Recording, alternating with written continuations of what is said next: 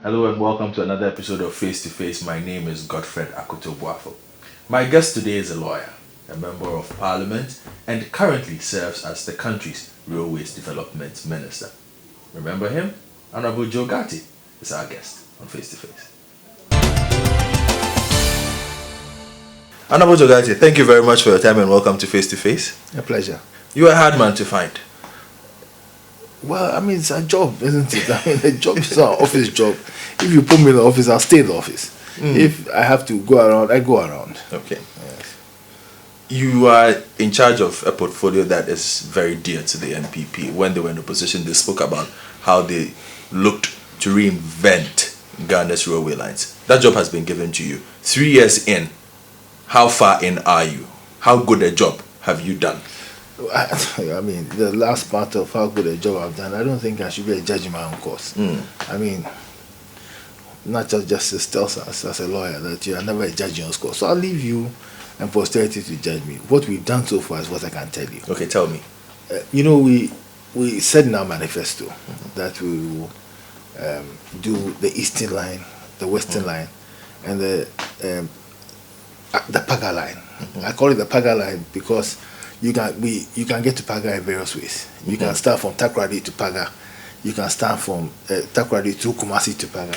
You can start from from Accra Tema through Kumasi to Paga, and then you can also go through Paga through the Volta region and the Uti region, and north and northeastern. So there are various ways to get to Paga. So let me call it the Paga Line, coastal to Paga Line. Now, then in our manifesto also we talked about inner city rail. But that was lost on the public. Maybe it didn't receive as much prominence as the Paga line. The Paga where we talked about Paga. So we promised inner city rail, or we'll work on inner city rail in Accra and inner city rail in Kumasi as well. Now let me talk first of all about the normal rail before I come to the inner city rail. Okay, let's do it.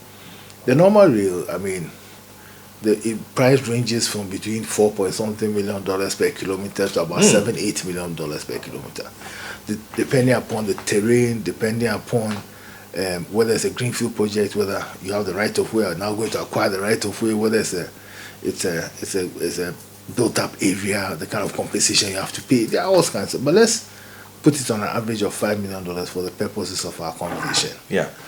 Even if what I've told you is just 1,000 kilometers, more than that, you'll see in a minute. You're talking about $5 billion. The state does not have $5 billion to put in one sector. Yeah. And so we decided to approach it in various ways.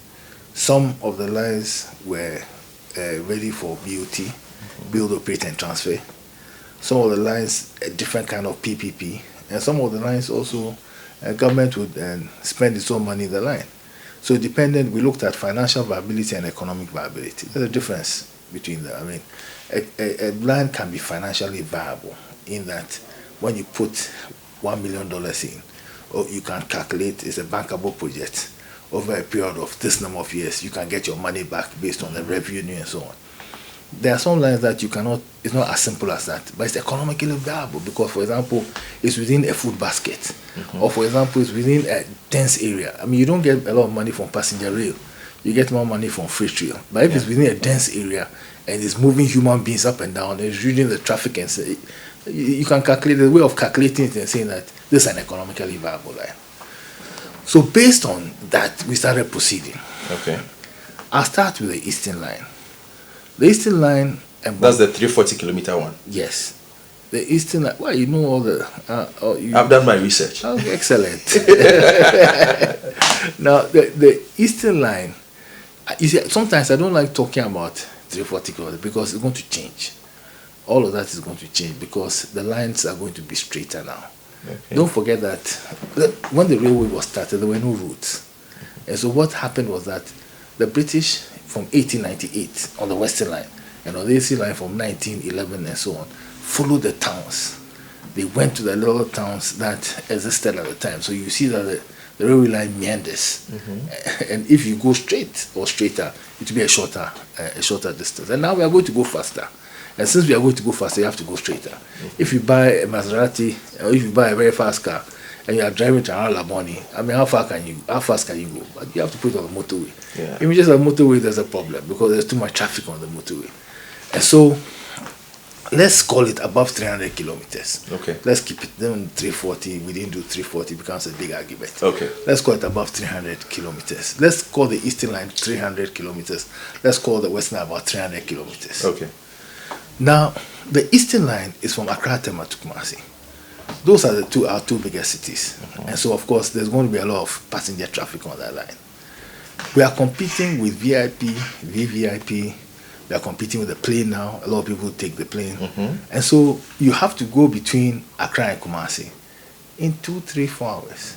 Okay. If you are taking the sleeper, and I hate to say, the people who romanticize about the sleeper, nobody's going to take a sleeper now. The train is not going to take 12 hours to get to Accra. I mean, the old sleeper, it was a way of letting people be happy with an old slow train.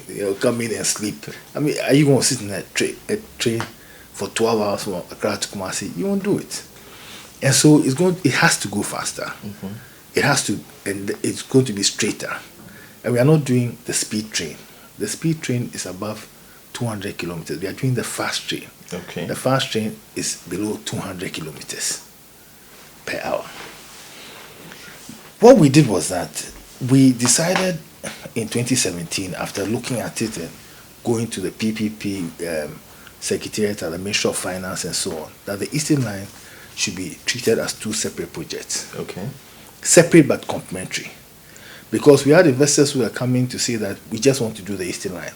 And some people were saying we just want to do Bonkrana Port. So we didn't want one project to keep the other project behind. And so Cabinet approved of it. And December 2018, we decided to do an investor forum of some sort. Now, what you do is that you test the response of the investor community by holding an open investor forum. You invite people at large and see whether people are interested. They come and ask questions. You present your feasibility. We had a feasibility done by Pricewaterhouse. So Pricewaterhouse presented this feasibility, and we recorded about 100 investors. And we presented it as a BOT, Build, Operate and Transfer project. Okay. Remarkable. Because when we decided to present as a BOT, I was told by people around the world that's not possible. That's too expensive. That you won't get investors interested. That who does real with BOT? I mean, how many BOTs have we even done in road in Ghana? I mean, how much money do you... So people said it's just not possible. It's a joke. So I said, well, never ventured, never gained. So we sold the project. And so we started to go through the process of seeing whether we can get people who actually come and bid for the project. I mean, there's one thing attending a conference. There's another thing bidding for the project. So we're tongue-in-cheek, hoping against hope that it will work. And then we started the process. 45 people bid. We narrowed it down 2, 3 processes, and finally came to 5 people. Okay. And we chose one. That's GRC. Pardon? Is that the GRC? What is GRC? The Ghana, the Germany Railway Company? Yes, we chose one. Okay. We chose that one. That one was recommended. Okay. But 2 other companies objected. They said they should have been recommended. Oh. Now, I'm a lawyer. I have no problem with that. I mean, my training is that you get up, you stand up in court, and when you finish speaking, somebody else stands up and tells you all you said was rubbish. He says it in a nice way. But what the other lawyer on the other side is saying, in effect, is that everything you said doesn't make sense. And he takes what you said and gives a different interpretation. So if we arrive at some decision and then somebody protests, I don't have a problem with that. And third parties are dealing with that. I'm just hoping that it will be resolved very soon so that they'll review what we recommended. And whatever the decision they arrive at, we are prepared to live with it. Oh, okay. So that particular project is on hold until...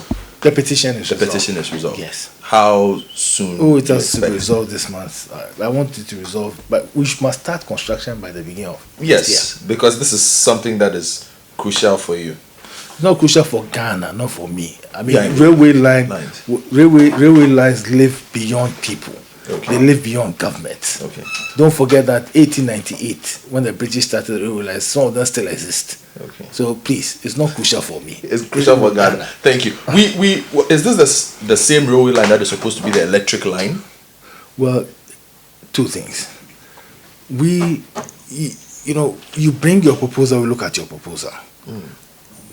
Don't forget that even though it's BOT, 30% of it is going to belong to government. And so we started the negotiation with them when the petition came. So we stopped the negotiation. When we finish we'll negotiate with them. Because we want a certain standard to exist across the country. You don't want railway lines. We are building a railway network. And you don't want railway lines that don't connect with each other. You can't have just an electric line going up to somewhere and then after that it can't go further. So we'll look at it. I mean, it's a little more complex than you think. So we have people... It's a bit worrisome that we haven't figured out that phase yet. Shouldn't we have a definitive notion of what we want to do? We have a definitive notion of what we want to do. But have you heard about telegraphing or punch before? You know what it means? No. That you are fighting with somebody, you go to throw your right hand. They tell I'm about to throw my right hand. We are negotiating with people. You want me to say on public television? Okay, I hear you. I won't telegraph my punch. We figured out exactly what you want. Let the petition bit finish, and we'll continue with the negotiation. That is why it is a negotiation. Even when you are recommended as a preferred bidder, you don't have the contract yet. Okay. It goes through a process of negotiation. We have a master plan. We have what we want to do. If you want to amend it, you have to convince us that it fits within our plan. Okay. Talk to me about the Western line. Okay. That's the one that China Wuju is handling. Okay. The Western line is... First of all, let's be clear. There is no conflict on that one. There's no dispute. Well, I'm not afraid of dispute. You talk about dispute as if it's a bad thing. Dispute is a good thing. Dispute cleanses things. People must air their views. It is a good thing for this country. We live in a country where if you don't agree with what a state actor has done, you have the opportunity to protest. People, we must understand. I keep on saying that what we are doing is as if we are building railway, but what we are doing is much more important than building railway, in that we are presenting ourselves as a nation to investors. And there's nothing wrong. I've taught investment law for some years, so don't behave as if conflict is good. Okay. I'm a lawyer. Conflict doesn't matter. We resolve our issues and we continue. So come to the West, and we haven't stopped. We haven't gone to sleep on the Eastern line, because that's the same line that we are doing, the Accra to Insawam. We have refurbished the old line, and it's running to Tema just now. If you go and look at the line, I'm told by the area manager for Accra that they are getting passengers of 500 a day. Really? 250 in, 250 out. That's what I told by the area manager. That's why I'm quoting the area manager. Okay, then please, because we've been on some of those trains. They're quite slow and very, very... Oh, even yesterday, I was coming from Afenya. The kind of traffic that I saw, I don't think that being on the road is better than being on a train. Yesterday, the traffic that I saw, because I don't usually move around 6 o'clock and so on. I move early in the morning and late at night. Nothing can beat it. And the reason why the ridership has increased is because if you sit on that train and go to Tema, me and you can try it. We'll leave Accra Central at the same time. By the time I reach Tema, you will not have reached La. You will still be wallowing around Independence Square at 6 o'clock. I mean, we can try it. So the ridership has increased. And I went to India, and the kind of trains I sat in, and these are trains, and I've been all over the place. So please, let us appreciate what we have. So that's what better. We can appreciate, but we still want better. There's nothing wrong with that. It's even good for you to ask for better. After all, this is the saying, good, better, best. Okay. Yes, but we are doing two things. All right. Our strategy was to repair portions of our narrow gauge, but every new thing that we did was a new standard gauge. The old because I was going to ask, you've been accused of sticking with a narrow gauge when everybody says standard gauge is the way to go. Everything we are constructing is standard gauge. So I mean, I know there's a professor somewhere in Tema who has been writing articles, insulting me, and so he's talked to everybody apart from me. I'm just waiting for him to go. He reports me to other ministers, and they send me his reports. Forgot his name, but it doesn't matter. I mean, public life, these things happen. We haven't built a single new narrow gauge. Okay. All of them are standard gauge. Everything is standard gauge. Okay. The new line that is going to Akwamu Pakadan is standard gauge. The new lines we are building in the western region from Kojokro to Manso is standard gauge. Standard gauge, concrete sleepers, straight so it goes 160 kilometers an hour. We are doing the weight, axle load is 25. Everything we are doing is standard gauge. The line that will go to Burkina Faso, standard gauge. The Eastern line, whether it's electric or it's diesel or whatever, it's standard gauge. Okay. The Western line up to this and the line to Yineni is standard gauge. Everything we are going to build a new line to Kaswa, standard gauge. Okay. Everything is standard gauge. All right. So every new line that we have built since 2017 and every new line we are building is standard gauge. But we came to meet a network already of 947 kilometers. That network was started by the British in 1898. The network had virtually collapsed, but there was about 100 kilometers left. If you take a train to Insao, the people are not interested in whether it's standard gauge or narrow gauge. They're interested in the fact that they have a train that goes to Insao and returns every day because of the traffic on the road. And so we decided that portions of the line, Accra Tema, Accra Insao, Accra Kufuba, on the eastern line, and then up to Takwa on the western line, we'll maintain it. Because we also have some equipment that is narrow gauge. We have these four Ghana flag trains. They are all narrow gauge. 2 were bought in President Kufuor's time, 2 were bought in President Mahama, President Mills' time. Apart from that, we have about 15 other locomotives. We have wagons, we have coaches. Are we going to scrap it? Hell no. I don't think so. We can use it limited. Total network now of about 200 kilometers, 250 kilometers of narrow gauge.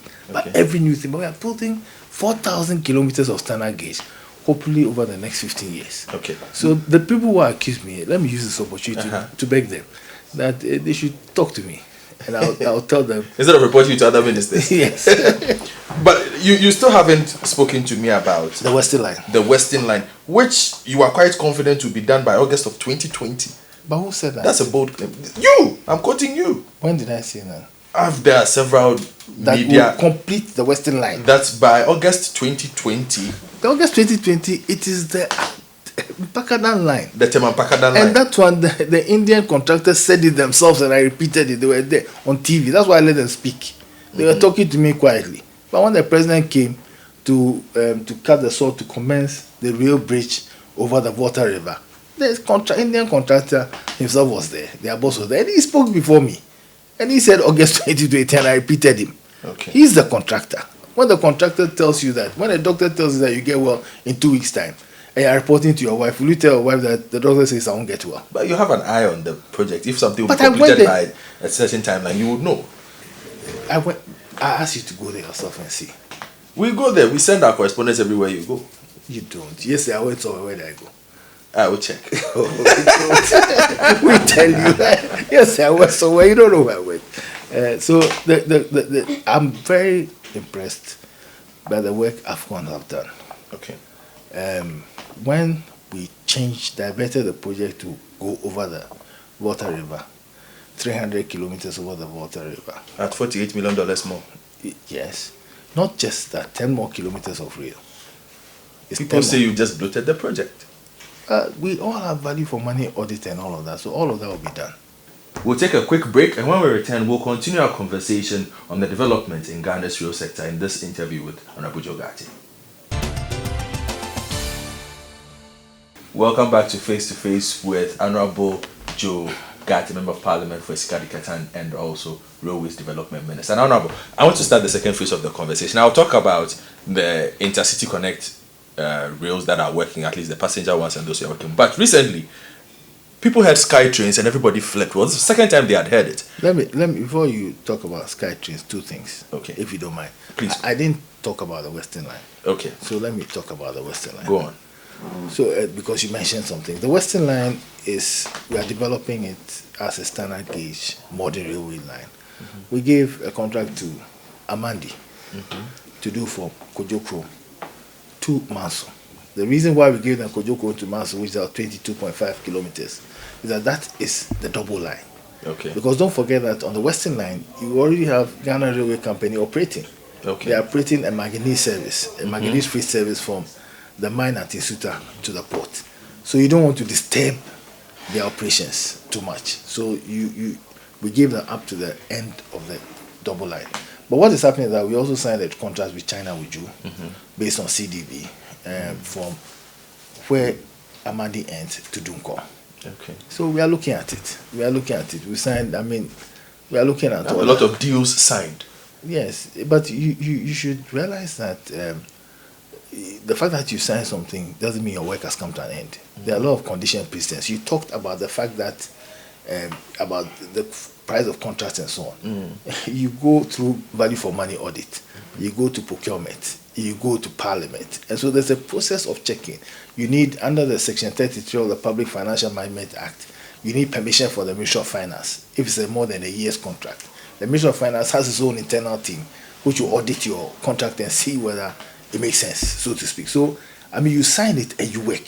Okay. And that brings me to the Sky Trade immediately. Yes. And what is it?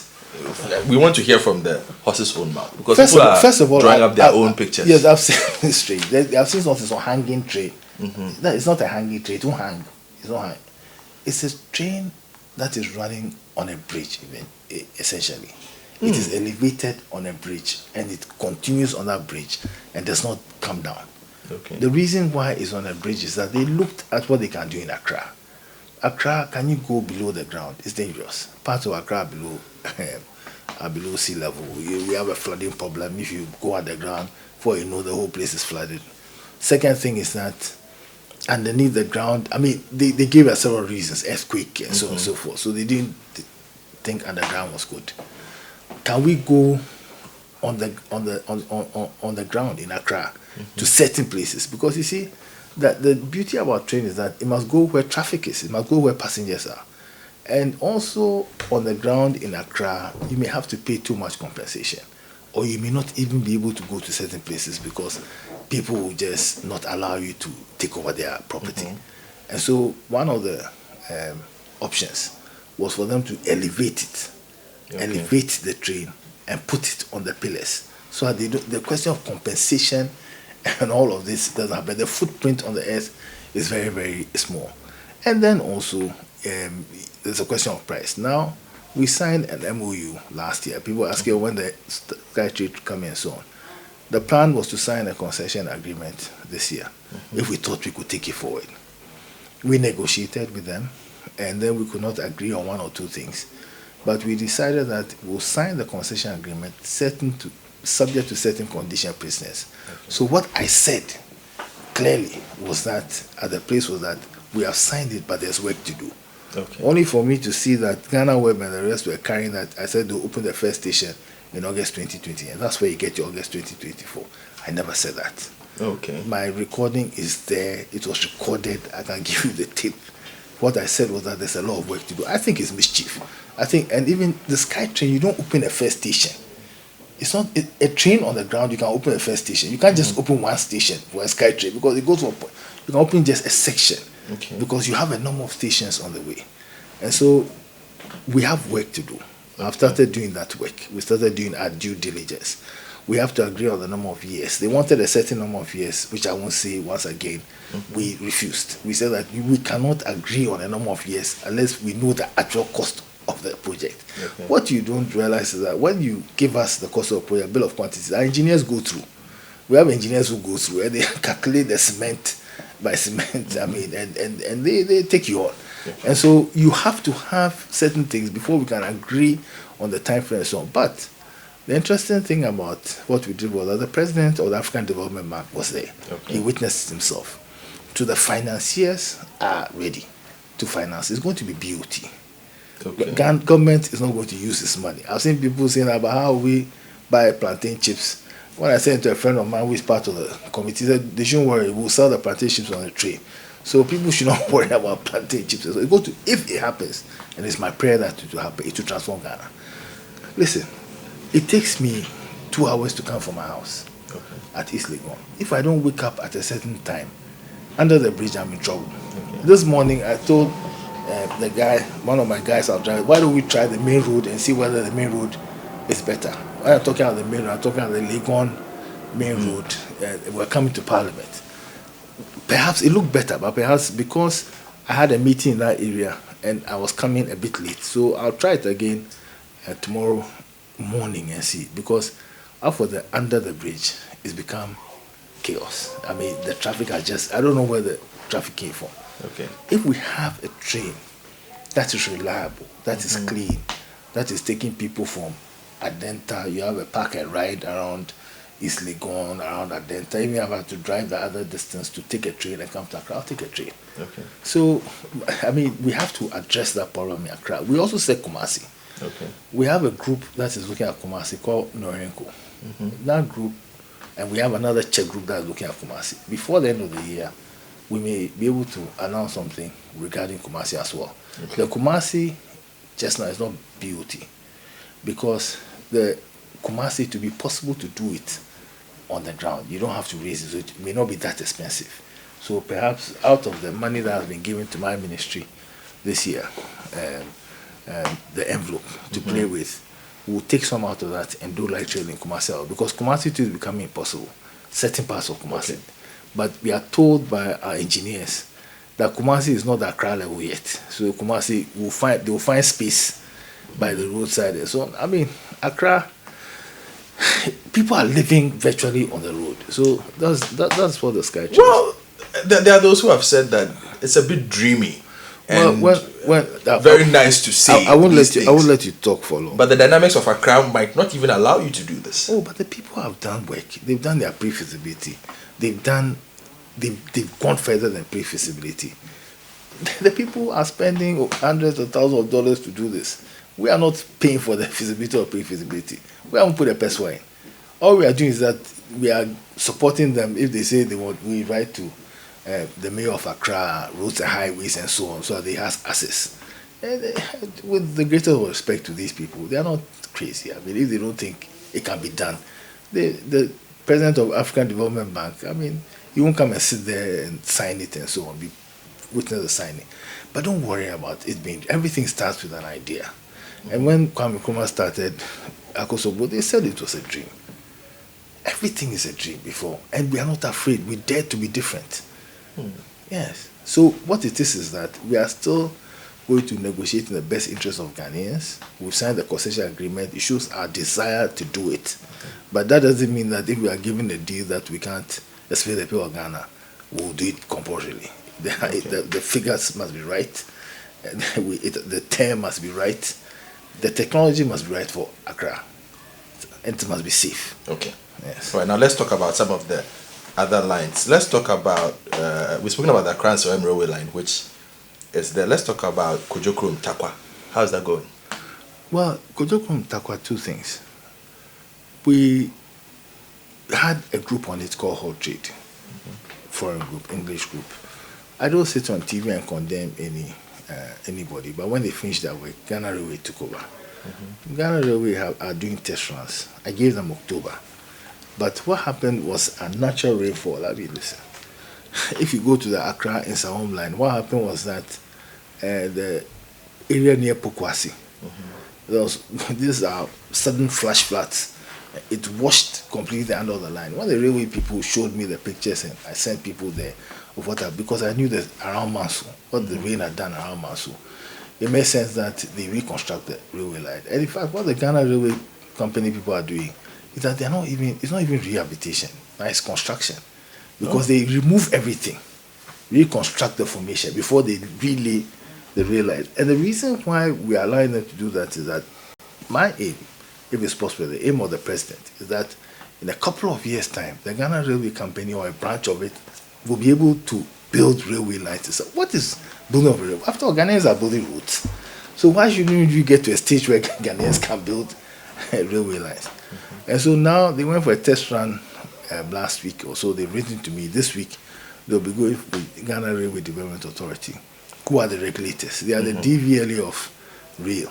So when they go and look on the line and they approve of it, then they can start the passenger service. But they have a freight service that is running on it. On the Kujokrom-Takwa? Oh yeah, that one is constant. Okay. And the thing about freight is that the freight that they are running on it is manganese. Manganese is like dust. If dust falls down, I mean, they can just put it back on. Okay. So it's not news. But when you are running a passenger service, the standard must be higher. Okay. The integrity of the line must be more. But at the same time that they say they finish rehabilitation.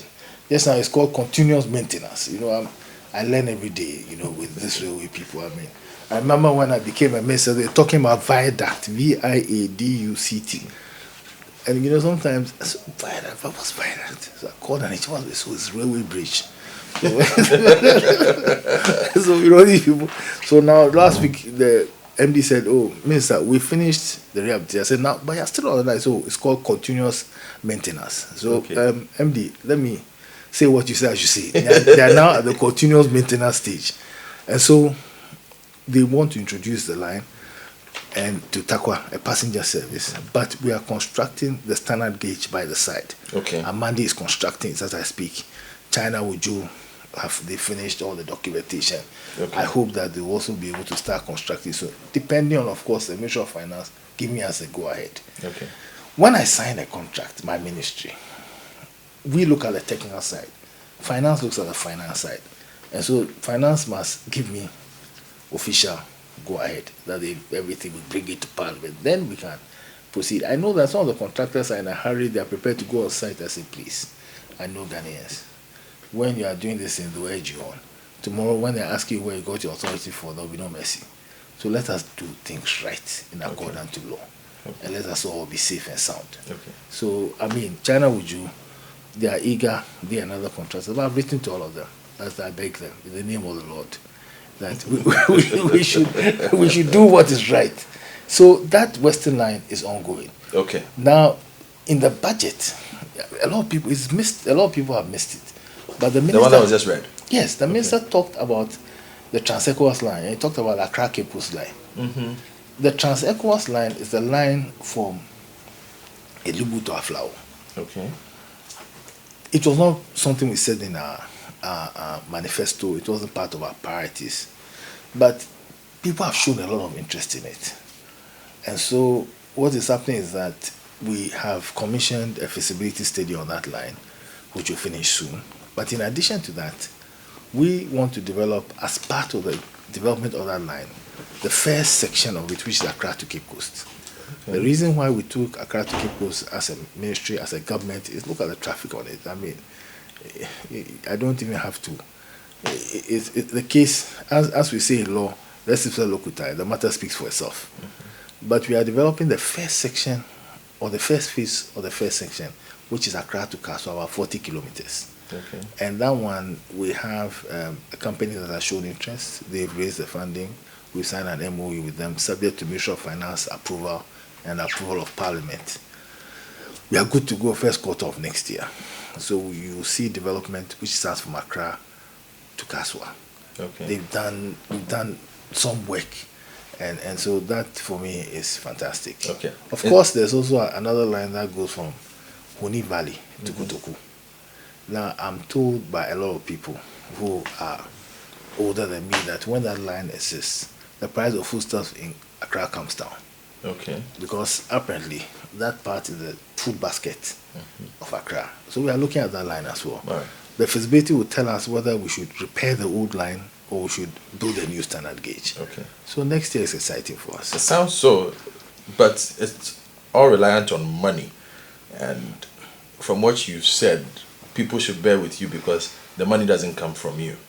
No, the two things are happening. The Ministry of Finance has given us an envelope of $1.2 billion to the sector, which we can borrow, which the government will pay. And so that is part of the development. Another part is BOT. If they give a contractor, any contractor, $1.2 billion today, he can't spend it in a year. Yes, so they will start. They will start at various places. We are going to start in Kumasi by the first quarter of next year. Okay. We are going to start this Accra Kaswa. We are going to continue the Western Line. The Accra to Kumasi will commence that one BOT 30% Ghanaian contribution. So we'll make our contribution can be cash or kind or a combination of both.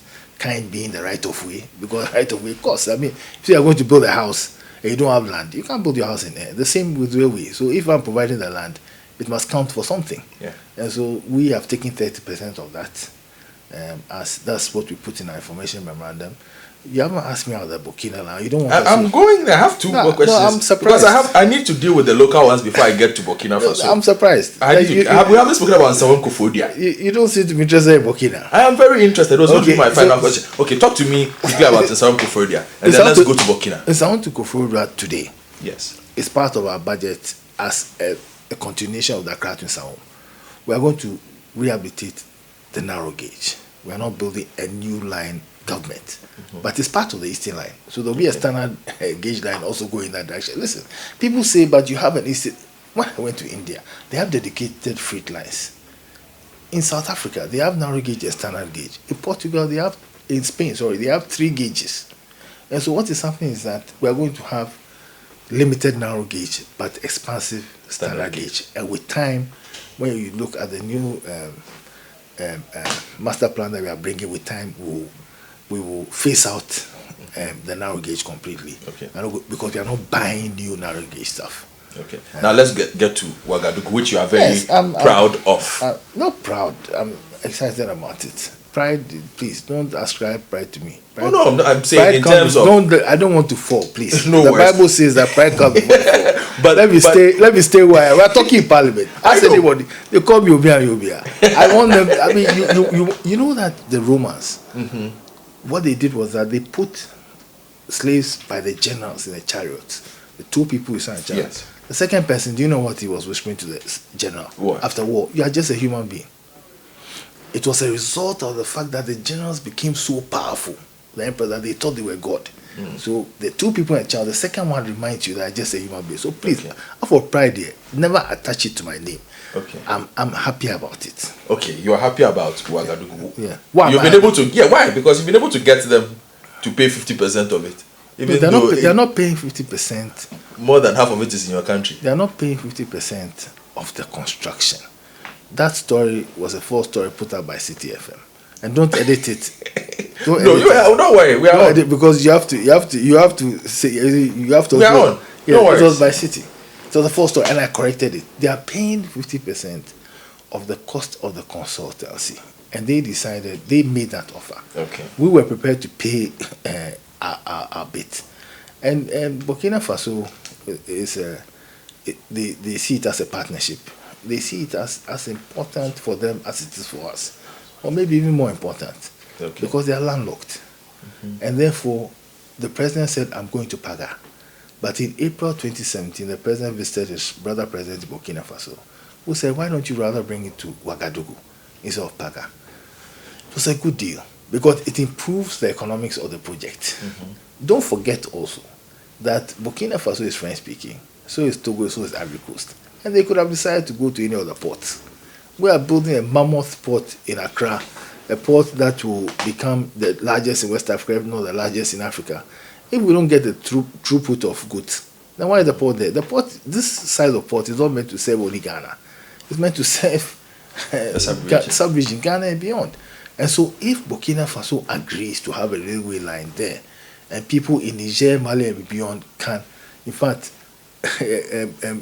pay for their goods and consign their goods to Burkina, to Ouagadougou, then they will use our port.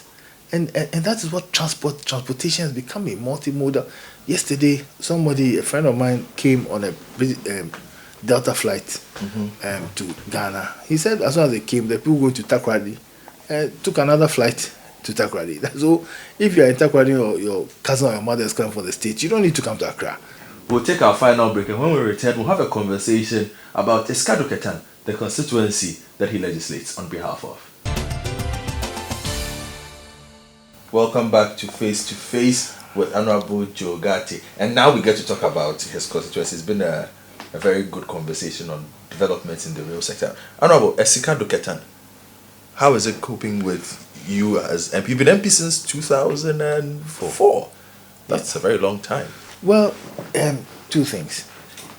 2004 was when the constituency was set up, and I was the MP.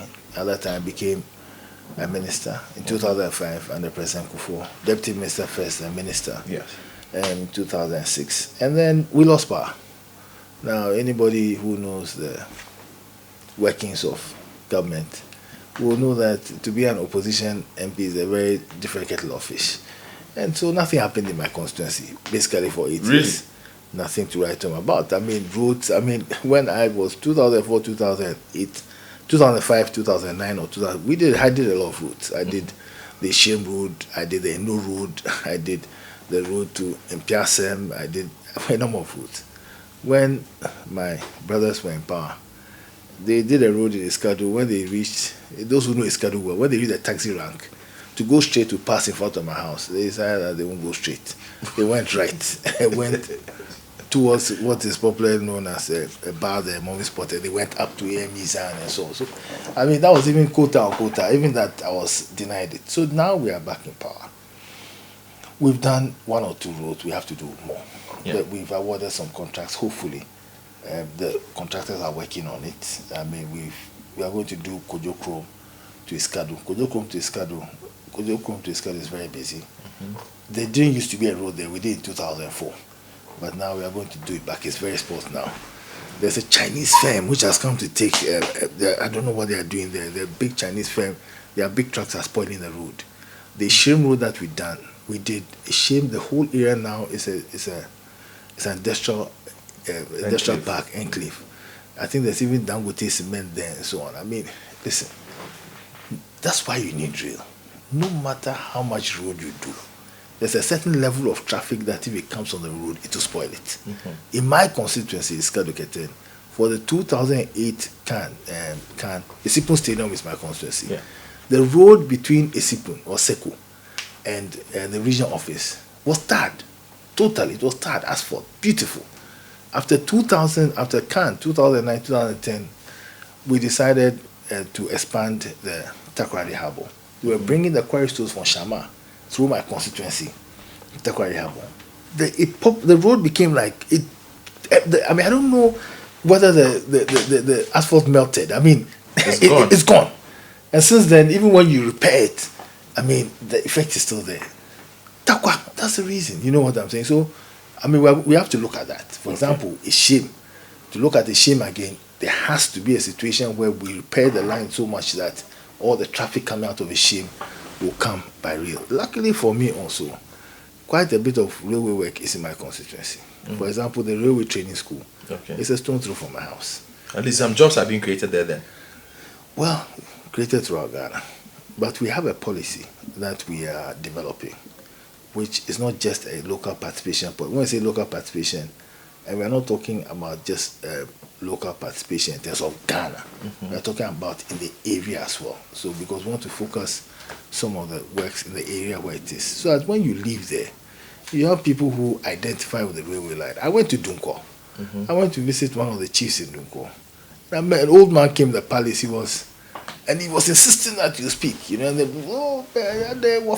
hey, father, mid 1960-year-old railways no more and so on. So he still finds ownership with the railway. So yes, some jobs are created in my constituency. I wish many more. But you see, what is beautiful about what is happening about this government is that the economy is expanding. It's expanding so much that there will come a time very soon, like under President Akufo in the second term, where banks were going to people asking them for money. Me myself was approached. I'm sure you were approached if you had a bank account there. That the economy will expand so much that the issue of jobs will become a thing of the past. You sound quite confident in your your party confident. and what it is doing. I'm very confident. The people in your constituency also are supportive. They share this mindset. The people in my constituency are people that I have a lot of respect for. I think that they've done well. And I treat them with respect and they treat me with respect. I continue to engage with them. And it is my prayer that this time, once more, they will find it in their hearts to continue voting for and supporting MPP. MPP has not been unkind to my constituency. MPP has not been unkind to Ghana. And if we continue supporting MPP, I am confident that by the next Akufo-Addo term, me and you will be celebrating Ghana. Okay, and I'm going to Ghartey using face-to-face to campaign for the LPP, but it's been a pleasure. Thank you so much for your time. Thank you, Honorable. It took a while to get this interview worked out, but we finally got our man, and I hope you enjoyed the conversation. My name is Godfred Akoto Boafo. Have a good day.